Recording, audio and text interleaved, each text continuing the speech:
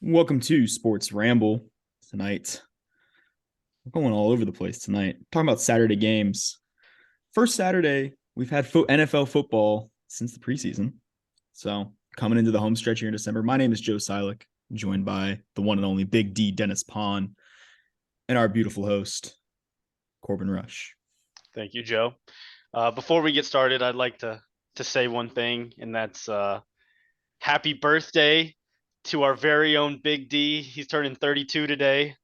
So Thank you. we're very proud of him. We didn't think he'd make it to his 30s, but No one did. How does it feel to be 47 now? Old. Yeah. Okay. What are you, 3 years away from retirement? 65, right? Yeah. How old are you actually, Dennis? Tell the people. 24. He's 19. He's so old. We're so old, man. But nope. So I guess we'll just jump into the first game yesterday. The meltdown. Matt Ryan, the GOAT at blowing enormous leads. The Colts up 33-0 at halftime. The biggest comeback in NFL history by the guy himself. What the You like fuck? that? Dude. How about 33 chains, baby? That's what you would put some respect on that man's name. All right, so first I just want to start off by saying about that game that I thought we were seeing primetime Kirk Cousins in the flesh. Once again. Primetime Kirk Cousins. Just 1 o'clock showing Kirk up. Cousins hits different. Showing up. Well, it looked like he wasn't even 1 o'clock Kirk Cousins. It looked like we were watching a Thursday night. 1 o'clock yet, I think. I think halftime is like when it actually went to 1 o'clock. But he got his Gatorade. That's what happened. My man's got his Gatorade, and then got the Hennessy. Jay Jettis gave him some Hennessy on the sideline, got him right. But no, we were watching. He throws like 2 awful picks, throws an arm punt. Like the guy just looks terrible. The team looks terrible in general, and then all of a sudden, The first half, the whole team. You had a blocked punt, scoop and score. You had a fumble recovery for a touchdown. The offense was it was cooking. They were getting field goals. Special teams was scoring. Offense was scoring. Defense was scoring. Everyone on the Colts side. The first half, if the Colts season looked like that first half, they would be 13-0. Yeah, I agree. But then Jonathan Taylor. Although I gotta make a point here. I'm in the playoffs against Dennis this week in fantasy football, and Jonathan Taylor gets the ball one time and breaks his freaking ankle. And now I get 2.3 points out of the guy. That's besides the point, but I feel like I had to make that known. Jonathan Taylor, thanks, guy. You've been a disappointment all season. No, really. Thank you, Jonathan Taylor. I appreciate you. But anyways. My biggest thing is poor Jeff Saturday thinking he had a job. I think he does. I think Jeff Saturday, he got the job. I don't like how he got the job. I don't think he was the most deserving candidate to get the interim head coach for the Indianapolis Colts. I think he's done a fine job with him. Before Frank Wright, he was doing worse with him than Jeff Saturday was.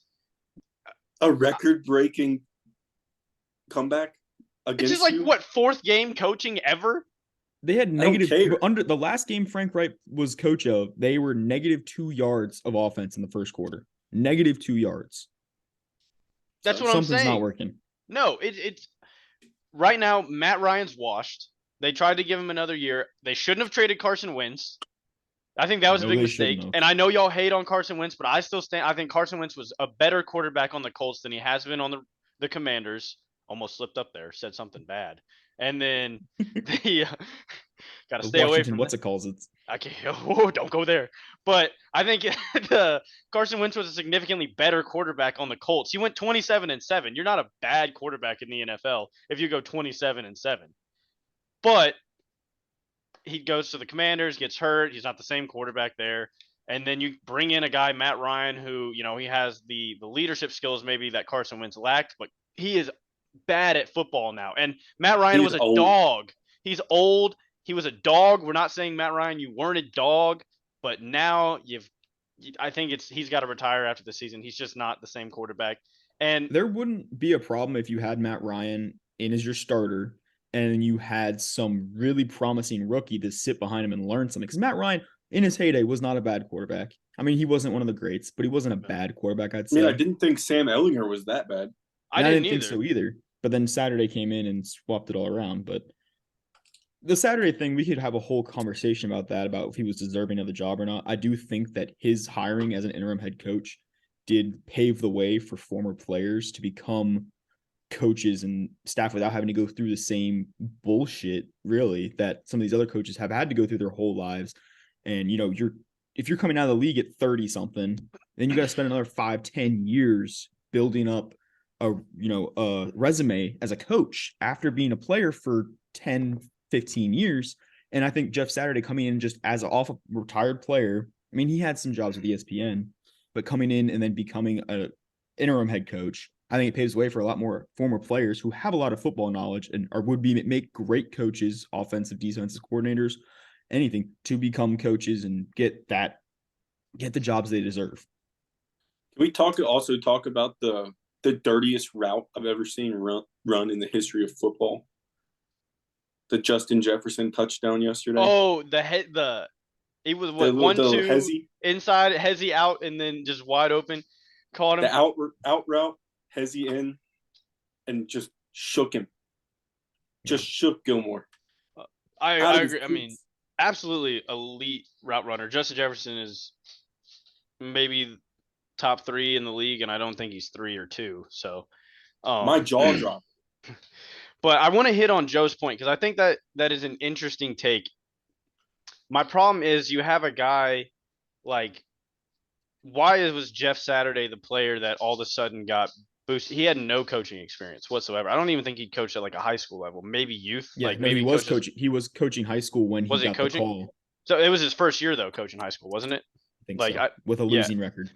So I don't understand how he was the guy that got called up over like a Brian Flores or someone like that, because I know like he went through a lot of that controversy with the Miami Dolphins, but we look at like Brian Flores has had a pretty elite coaching resume, in my opinion, taking the Dolphins from being like a poverty franchise to actually bringing them to a somewhat like respectable organization. And why was he not like one of the first guys called? I just don't understand how like Jeff Saturday. Here's what I know about the situation is that, okay, Jeff Saturday, a great center, right? He played center for the Colts for many, many, many years, right? Yeah, smart guy, super smart guy. Great smart guy. That Colts O-line is one of the highest, I think the highest paid offensive line in the NFL. Deservedly so. Their performance, well, not really in the beginning of the season. Not this year, yeah. The beginning of the season, the O-line looked horrible for being the highest paid in the so if you're Jim Irsay and you're like, all right, I have this really expensive offensive line who's not performing. And let's be real, the key to an offense, a good foundation for an offense is a good offensive line. The key to both sides of the ball. Key to both sides of the ball. You can make a point for that for whatever. Yeah, the big boys, right? So you get a head coach who is very offensive line focused, who knows how to implement the right, whatever you want to call it, to get that offensive line to be cooking, to be doing what they need to be doing. And he has a great relationship with Jim Irsay. Yeah. And he played for the Colts. He knows the system very well, knows the facilities, knows all the people there. I think it was almost a perfect fit even. I know you can say his coaching experience is lacking, but he has people around him to help him with that. Now, granted, they did lose a lot of key coaching components, but I do think that Jeff Saturday was the best choice for the job. And I don't know if he'll be head coach next year or anywhere else, but I think it was a very good choice by Jim Irsay. I think it boils down to like also who you know, what your connections are. Of course. I mean, him being so close to Jim Irsay, we can argue about that all day, but I mean, there's no reason to beat a dead horse. I don't think Jeff Saturday was a bad choice. It's confusing to me why you take him over a proven guy like Brian Flores, who would definitely be available. I mean, he's locked into a contract, for the Steelers as like the linebacker coach, but I'm sure that. But anyways, Matt Ryan, on the other hand, been on the receiving end of the two biggest meltdowns in NFL history, the 28-3 Super Bowl lost, and now the 33-0 meltdown that they had against the Vikings. I just feel bad for the guy, but I think his time's done. I think he needs to retire. He's going to retire. There's no way out of it. So, Dennis, I know. Overpaid. Yeah, I think he's overpaid as well. Dennis, so I know you love your boy Jay Jettas, Kirky 33 chains. So what do you have to say about them boys of that game? All I know is checking the score. Don't have NFL Network. Couldn't watch it, right? Mm-hmm. Checking the score. Damn, Vikings are getting cooked. Why does this happen to Kirk Cousins every time he's on a nationally broadcast game? God, Kirk Cousins can't get it done. I think they scored their first touchdown like right at halfway through their first points were right at halfway through the third quarter. Yeah, they went 3 and out on their first drive in the third quarter. Mm-hmm. How do you 36 points in what 22 minutes? Yeah. 23 minutes. It's not really about what the Vikings did as much as it is how much the Colts fumbled the bag. Yeah. 100%. They just fell apart. And it's not like, talking about fantasy earlier, I had Justin Jefferson, keep an eye on it. He had like 7 points. And I was like, that's better than Jonathan Taylor's 2. So, I guess I'll take it. Both of our first round picks. And I checked back. And it still didn't look like the Vikings were going to win. But all of a sudden, he had 20 points. I was like, what the hell is happening over there? Mm-hmm. Tuned in. Text messages started coming in from you two. Flipping through ESPN. Watching the score just go up and go up. Kirk Cousins said, you get a touchdown. You get a touchdown. You get a touchdown. It was wild. Dalvin Cook, unbelievable in that game, too. The guy just is a top 5 running back in the NFL. Yeah. Well, the defense played, too. The defense woke up coming out. But again, those 33 points is a little deceiving because you did have the special teams touchdown. It does. The defense. It's 3 phases. It's not just offense, defense. It's not 2 phases. There's 3 phases. Special teams. I'm just saying the Indianapolis role. Yeah, they had plenty of field goals. Yeah, it's not offense, defense, and then like a subcategory of special teams. No, it's offense, defense, and special teams. No, what I was saying is that the Colts offense wasn't like that impressive. Like it wasn't like the 33 was deceiving to the Colts offense, like how productive they were being in that game. But not as a whole team, though. No, not as a whole team. They had 5 field goals. Yeah, they were moving the ball, just not being able to finish. So, yeah. But all right, that's all I got to say about the Vikings game, Colts game. Biggest comeback in NFL history. Kirky 33 change. Maybe he's actually something to be feared in a primetime game now. Has he broken his bad luck? It was the only game on at 1 o'clock. So not like a night primetime game, but it was the only game on. I don't know. Did we get a "you like that" promo coming out of him this week? Yeah, I haven't seen it. I think we did. Well, I know he said it in the locker room. He's like, I got one thing to say. You like that? As he was holding the game ball. The guy's a clown. I love him though. Dude, they looked like I can't believe it. We can move on. It's so unbelievable. It's mind-boggling. But I want to talk about. I don't have to really want to go in depth in this game because it wasn't interesting. Just hit on it real quick. The Browns Ravens, 13-3. Deshaun Watson gets his first win as a starting quarterback for the Cleveland Browns. It really wasn't that impressive. Still, he hasn't blown me away. 1 touchdown. He had 1 time. He's gonna take some time for him to get back to it. Still not sure how I feel about that. Definitely worth $50 million. Yeah, guaranteed. I'm not sure I'm on where I even want if I want Deshaun Watson to succeed after everything that's come out about him. So I don't think I do. But it is what it is. But the biggest takeaway I got from this game is that the Ravens need to pay Lamar Jackson because they are nothing without him on the field. Tyler Huntley's a good backup quarterback in the NFL too. It's not like he's a scrub, some guy that you pull up off the street. Tyler Huntley is a good quarterback. We saw last year, he's a very capable backup quarterback in the NFL. He's not going to lose you games. He's not going to lose you games. They have been disgustingly bad on offense without Lamar Jackson, which just shows how good Lamar Jackson is. I do not understand what the Ravens organization is doing. They don't even put pieces around him, and he's not willing to just cut ties with Baltimore. He doesn't even have a wide receiver 1 in the league. I don't think anybody would take his wide receiver 1 as their wide receiver 2 in the league, maybe. And what does he have? Mark Andrews, who's getting older. He hasn't been as productive this season. He doesn't have a running back. He's been hurt. Running back room can't stay healthy at all.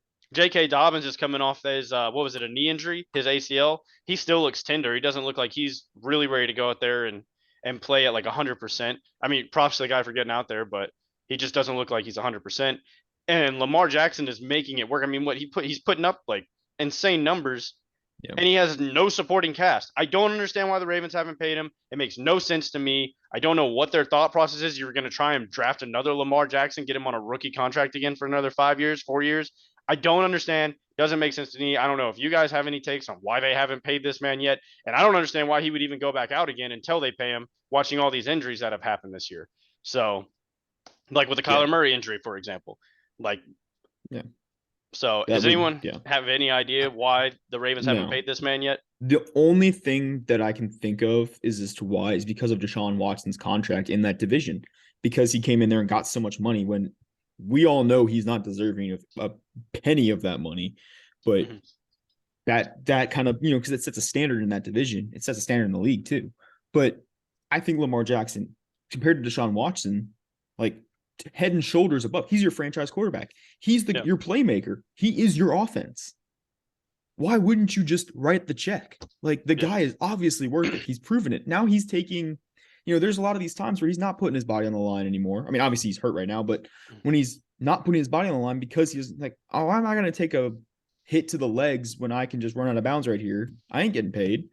Like your offense is going to be better once you pay him. He's going to be better once you pay him. I agree. I mean, the no contact Kyler Murray injury is the biggest red flag. Why, if I'm Lamar, I'm not going back out there this season. No. Point blank. That's it. When's he supposed to be back? I'm not even sure. I haven't heard any updates on like what his plan is. I don't even think the Ravens are 100% sure at this point in time. But Dennis, I mean, do you have anything to say about why the Ravens haven't paid Lamar Jackson? They're making a mistake. Yeah. But all right, well, that's all I got to say about the Ravens-Browns game. That's the only takeaway I took from it. It wasn't interesting. Deshaun Watson, great for you, I guess. But how about that Bills-Dolphins game, though? Shoo, the snowballs were flying. That was the greatest thing I've ever seen in my life. Every time anybody scored, you just see like Bills fans like launching snowballs at him. Jalen Waddle's a guy. Tyreek Hill's a guy. Josh Allen. I may be worse than Kirk Herbstreit at jinxing people because I come in here on our last pod on Thursday and I'm like, Josh Allen is 5, man. I haven't seen it from him, Like I don't think this guy is as good as everybody's saying he is. Blah blah blah blah blah. And then he goes out, 304 passing yards, 4 touchdowns, 10 rushes, 77 yards, leads his team to victory on a last-second drive against the Miami Dolphins. Oh, I am maybe the worst. I'm so glad these quarterbacks go out and prove me wrong. But at the same time, it's like if I'm a betting person and I watch this podcast, whatever I say, do the exact opposite of, and you will make a lot of money. I can guarantee you that. It makes fantasy tough too, because it's like any given week, any quarterback can go off for a great game. Yeah. You don't know who to start. No, but I also want to say what I learned from this game. Josh Allen is him. I was wrong. I apologize, Josh Allen. I love you, old Joshy. But Tua might be a top 10 quarterback. No, what I was going to say, Tua has extreme limitations on his ability to throw the football. I'm watching him, and I'm just like, he's not making the plays that I expect Tua to make if you're going to be the franchise quarterback moving forward. Because like if you watch, are you talking about just from this game though? No, just from like what I've seen, like even his highlights on his deep throws, he consistently underthrows receivers when they're open deep. He's not as accurate as like everyone. And you have probably the best 1-2 in the league. I would say the best, and I wouldn't even say arguably. Like Tyreek Hill and Jalen Waddle, the 2 fastest 1-2 in the league, for sure. That might be why he's underthrowing them too, but no, that plays a big part in it. But I'm saying, like, I don't think Josh Allen would underthrow those guys. Or Matt Stafford would underthrow those guys. Like, You just mentioned 2 of the biggest arms we've ever seen. I'm just saying, I don't think Tua's a guy. I don't think Jalen Hurts would even underthrow those guys. Okay, just because you're not Josh Allen doesn't mean you're not a franchise quarterback. No, I'm not saying there's only one Josh Allen. I'm not saying because he's not Josh Allen. I'm saying because I think Tua's extremely limited. I think he's a lesser version of Drew Brees, is what I see when I watch Tua play. That's how I feel about him. Super Bowl. I mean, I said a lesser version of Drew Brees. Like he's not going to be someone that's going to be able to go win a Super Bowl. He's not going to be a guy that throws for 5,000 yards every other season. Like he's not going to be a guy that breaks 40 touchdowns. I think Tua is extremely limited in his capabilities of playing in the NFL. I just don't think he has a big enough arm. I don't think his mechanics are that good. I don't think he makes great decisions all the time with the ball. There were several times there should have been pick sixes in that game because he was just try to throw an out route and it doesn't have the velocity on it, and the Bills cornerbacks should have been able to undercut it. They got hands on the ball, they just didn't make those catches. I just think Tua was extremely limited, and I wasn't impressed with what I seen him put on the field yesterday. Well, here's In what a I would big say about moment, Tua. this is your option. This is your opportunity to beat the Bills that are in your division and make a statement after a 3-game losing skid. And he goes out and he just didn't impress me. I just wasn't impressed. So that's all. Sorry, But I think Tua with that, he has the locker room on his side. I mean, I know his locker room loves him, but also Tua and Mike McDaniels together as a team, like that head coach quarterback combo is a really good one. I think it's a really fresh one that we're seeing, and I think it's going to be a multi. And this is only year one of that. Exactly. I think we're going to see this for the next 5-10 years. Those two down there. And I mean, they're not having a bad season. They're still having a really good season for Miami, especially. And I think you can't discount that. I think you have to credit them. But you also got to remember, they're up in Buffalo in a snowstorm, and they're from Miami. Like, it's hard to showcase him in prime time and expect him to perform at the same level as Josh Allen from Buffalo, or in Buffalo, like his hometown. Like, what are you going to do? Like, I don't expect Tua to freaking go off for 12 touchdowns and, a million yards against Buffalo in a snowstorm. It wasn't a snowstorm until the last 3 minutes. Yeah, but there was a foot of snow on the ground before they even started the game. And then it was just cold for a while. Yeah. You had people throwing snowballs at you on the sidelines. That's from the leftover snow. It wasn't snowing during the game. When Tua had the ball, I think it was snowing for one drive. It's and on that drive, I think he went 3 and out. It was cold. I'm not disagreeing. I think Tua is an extremely limited quarterback, and I don't know if he's somebody I would pay as my franchise guy. That's my take. See, I have a mixed feelings about Mike McDaniels as the head coach. I mean, I like him, but I don't like him at the same time. I think he's the biggest meme we've seen in the NFL for a while. Just every time the guy does something, it's either like, how the fuck is this guy a head coach? Like, did he just walk in one day and was like, hey, you look at him and you think that, yeah. You look at him in press conferences in practice during the games with those sunglasses and the slicked hair. He's just like, cool. It looks like he doesn't know what's going on, but it works for him. I don't know how. He looks like a really inexpensive lawyer. The fact that that's exactly what he looks like. He's a public defender. Oh Lord. But Dennis, I'm curious to hear what your take on Tua is, because you seem to be agreeing and not agreeing. So I'm torn. Before this year, honestly, maybe because of how bad he beat LSU for so long, except for his senior season. Shout out Joe Shiesty. Joey Burke. I was not impressed his first 2 years, right? At all. He's performed this year. Maybe he's not a Josh Allen, but there was a time when he was, 7-3, 8-3? Yeah. And the two of those losses were when he was out, concussed. You know what I mean? Yeah. Okay, he's not a Josh Allen. He's not a physical specimen. He can't throw the ball 90 yards in the air on a rope. But he's a competent starting quarterback. More so than, I would say, easily 16 other. He's a top half quarterback. And also, if you want to margin their record right now, it's their last 3 losses, the 49ers, the Chargers, and now the Bills. Those are 3 pretty damn good football teams. The Chargers haven't been that good this year, but they still have the potential to be good. I'm taking Derek Carr over Tua any day of the week. What? Any day of the week. Season, I'm taking Derek Carr. That's the hottest take I've heard.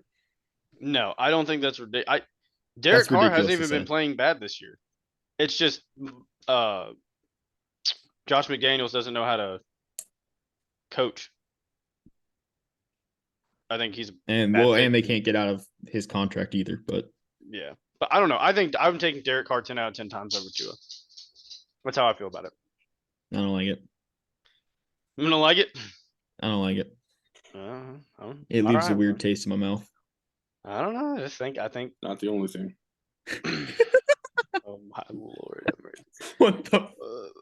All right. Anywho, Anywho, are we done with the Bills yeah, Dolphins, or yeah. you want to keep I going? think Josh Allen showed who he is. I gotta be the biggest jinxer, and maybe like I'm so glad. If you want your quarterback to be good, tell me to hate on him the week before, and then he will come out and play like an absolute all star. So that's what I got. Um, real quick update: Bengals were down 17-0. They are now up 27-17, and Joe Burrow has 3 touchdowns. So Joe that was an Shiesty. Tampa interesting. Bay. Joe Burrow is him, Timothy. I think the Cincinnati Bengals are the second best team in the NFL right now. I still think the Philadelphia Eagles are the best team in the NFL, even with that close game against Chicago today. But Justin Fields, we all thought he was a top 10 quarterback. Yeah. He played good. Yeah. He keeps his team in games. Like Justin Fields is a good quarterback.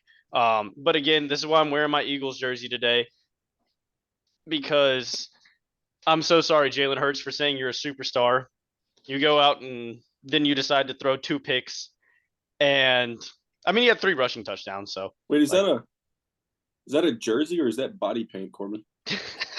it's a Donovan McNabb jersey, buddy.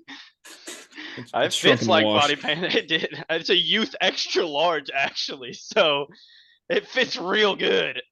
But no, I still think Jalen Hurts is a superstar. Um, and I think the Eagles are still the best team in the NFL. Chicago's been playing a lot of good teams tough this year. I think I should stop saying anything about quarterbacks or teams in general that I care about or want to win or people that I want to perform because obviously the minute I do, they suck.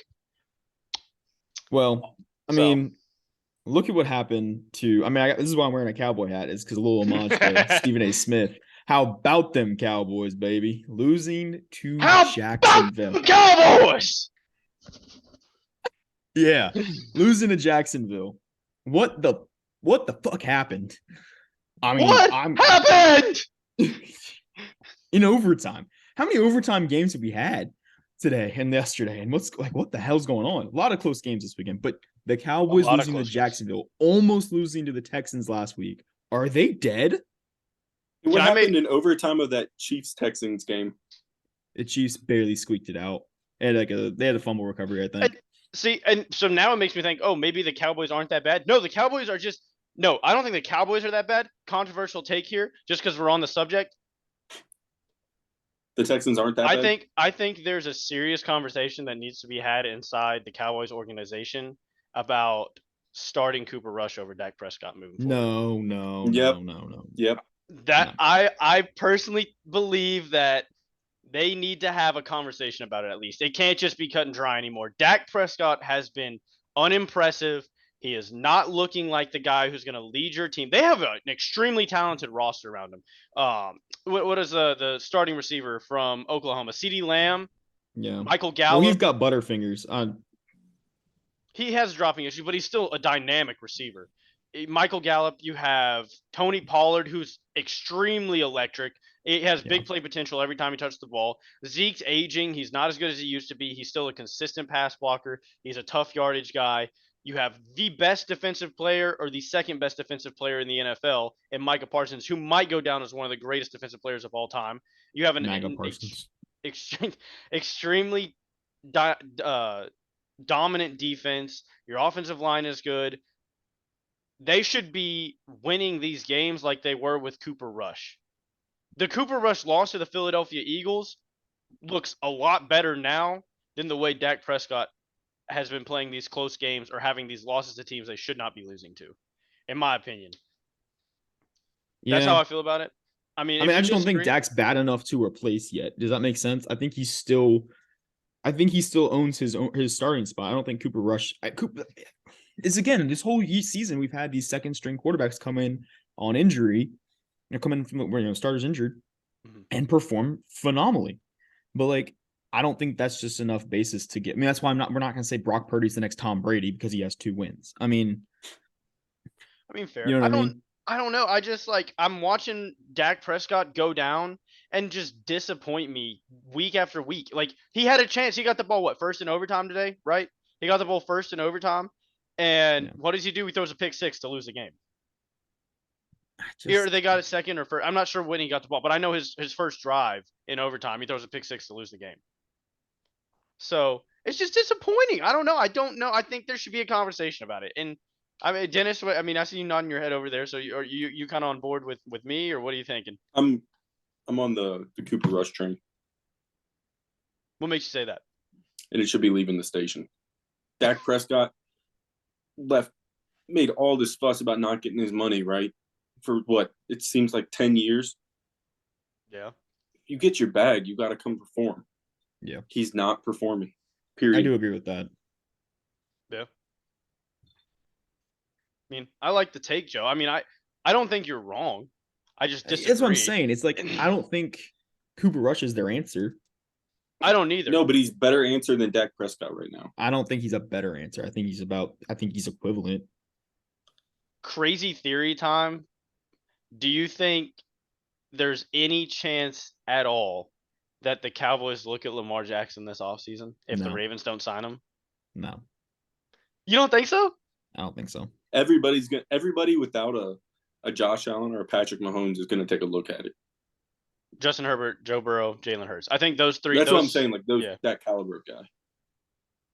Yeah. Also, again, do you think who? Okay, this is interesting. I want to hear your guys' opinion on this. If Lamar does not sign, the Ravens do not sign Lamar this offseason, what do you think his like top 3 landing spots are? Arizona. Carolina, maybe. No. Not in that offense. Arizona for sure.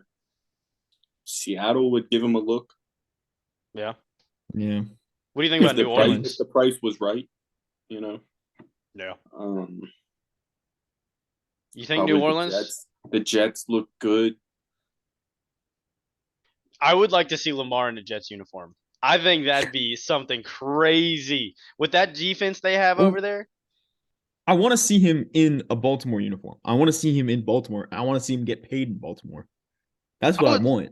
I would love that, but Baltimore's been screwing him over now for almost 2 years. Yeah. Like, at what point do you stop being loyal to an organization like that? Yeah. You know what I mean? Where's the line that you're willing to be like, are you willing to just keep letting them like, we'll get you next year. We'll get you next year, you know? Like, it's different between Dak and Lamar. And the main difference is Lamar won an MVP. Lamar has led his team to playoff wins. When was the last time Dak won a playoff game? Was it his rookie year with him and Zeke rookie year? So like, and what was he was a 1 seed last year, wasn't he? They had a home game against the 49ers. Maybe I think so. No, it was wild card weekend. So they were the 1 seed out of the NFC East. That's what it was. And they had a home game against the 49ers. And the 49ers went in there and beat them in their first playoff game. And like Dak Prescott, he's won 1 playoff game since his rookie since he started in the league. I don't know. I don't know how I feel about Dak. I'm not a fan. I like Dak as a person. I think he's a good leader. Do you think he's going to be any different when because Jerry Jones has said that they're getting Odell. He's come out and said it. They are. Jerry Jones is adamant on it, even though he's not going to be ready for another 4 weeks probably. And you just signed T.Y. Hilton come out of retirement to go play with the Cowboys. That was a little weird, but I don't know. He might have some weapons coming in, and that might free up his offense a little bit more, and we might see Dak making some throws for once. I mean, he wasn't bad today. He just had 2 interceptions. One to lose the game. Well, I'm not complaining. Well, no. We all love to watch the Cowboys lose. Don't get this twisted. We love to watch the Cowboys lose. It's one of my favorite pastimes. Absolutely amazing. But if you're going to pay a guy like that, he's got to perform. That is very fair to say. Once you get paid, you got to keep performing. And I don't think you're right. He hasn't performed to the best of his ability, but I don't think Cooper Rush is the answer. I don't think finding another quarterback is going to fix him either.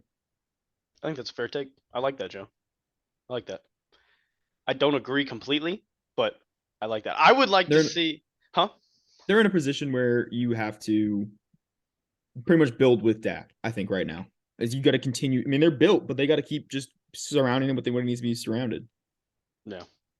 Well, we didn't get to the quarterback conversation, but if we want to rehash that on Tuesday, we'll open up. We'll do about like 5-minute segment with the quarterback, top 5 quarterback in the league conversation.